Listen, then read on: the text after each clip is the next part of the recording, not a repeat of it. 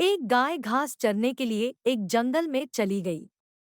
शाम ढलने के करीब थी। उसने देखा कि एक बाघ उसकी तरफ दबे पांव बढ़ रहा है।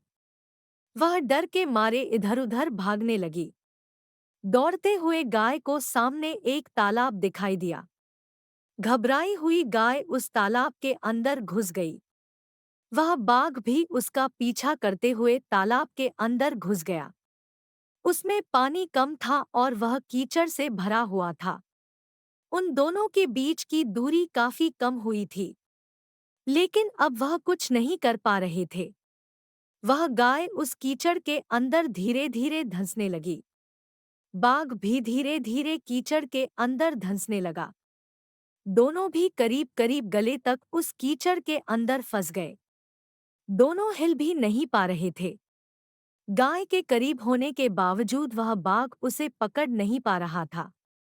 थोड़ी देर बाद गाय ने उस बाघ से पूछा, क्या तुम्हारा कोई गुरु या मालिक है? बाघ ने गुर्राते हुए कहा, मैं तो जंगल का राजा हूँ। मेरा कोई मालिक नहीं। मैं खुद ही जंगल का मालिक हूँ। गाय ने कहा, लेकिन तुम्हारे उस क्षति का यहाँ पर क्या उपयोग है? उस बाघ ने कहा, तुम भी तो फंस गई हो और मरने के करीब हो। तुम्हारी भी तो हालत मेरे जैसी है।